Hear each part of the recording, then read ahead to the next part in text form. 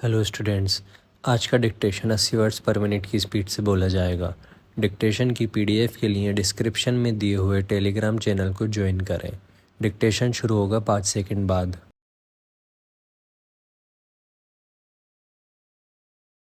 Start.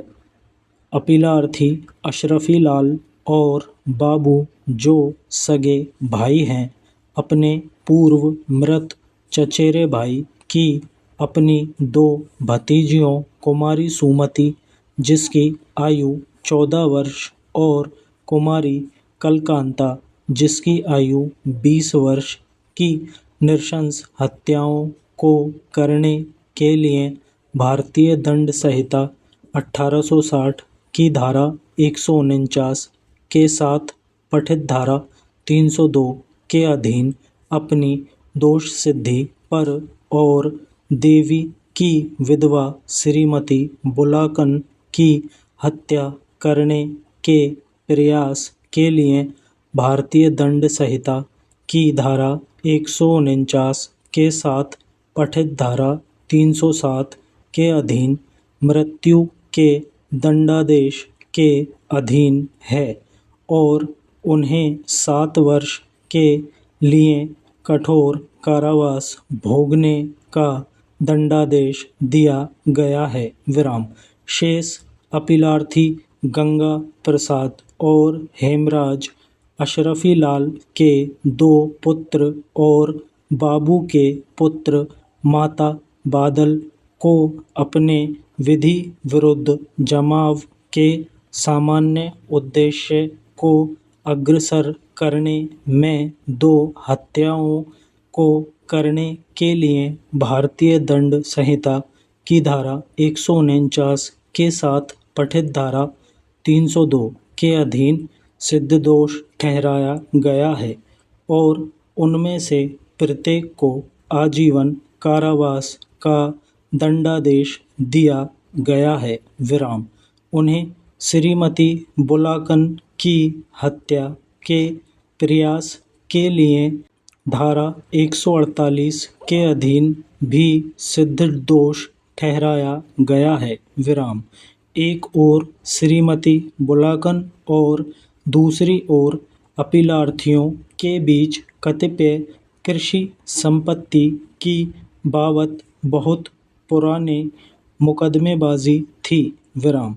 मुकदमेबाजी की अंतिम श्रेणी में दंड प्रक्रिया संहिता 1973 की धारा 145 के अधीन अभियोजन साक्षी 1 श्रीमती बुलाकन द्वारा की गई रिपोर्ट के आधार पर अपनी शत्रुता का बदला लेने के लिए संस्थित की गई कार्यवाही थी। इसलिए अपीलार्थियों ने साथ वाले मकान के अहाते में 13/14 अगस्त 1984 के बीच रात्रि में प्रवेश किया, जहां 3 महिलाएं 3 भिन्न चारपाइयों पर सो रही थीं। विराम। अभियोजन साक्षी 1 श्रीमती बुलाकन के परिसाक्ष्य से यह दर्शित होता है कि वह अपनी छोटी पुत्री कुमारी सुमति की चीख सुन कर जागी थी और उसने यह पाया कि अपीलार्थी माता बादल कुमारी सुमति के शरीर के निचले भाग पर चिपटा हुआ था और उसकी टांगों को नीचे दबा रहा था, जबकि अपीलार्थी बाबू ने गंडासे से उस पर बार बार हमला किया और उसकी गर्दन को अलग कर दिया। विराम।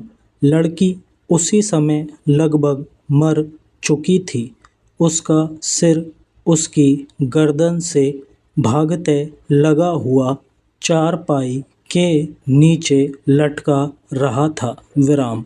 इसके अतिरिक्त श्रीमती बुलाकन ने यह परिसाक्ष्य दिया है कि अपीलार्थी अशरफी लाल ने उसकी पुत्री कुमारी कलकांता की गर्दन और चेहरे पर बांका से वार किया, जबकि अपीलार्थी हेमराज ने गंडासे से लड़की का दायां हाथ काट दिया।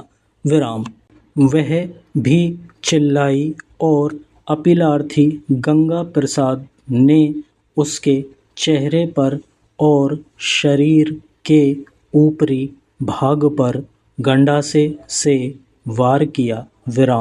वह अपने घर से गांव की आबादी से होती हुई भागी और अभियोजन साक्षी 2 कांधाई के घर के पास गिर गई, जो कि कुछ 30-40 कदम दूर था।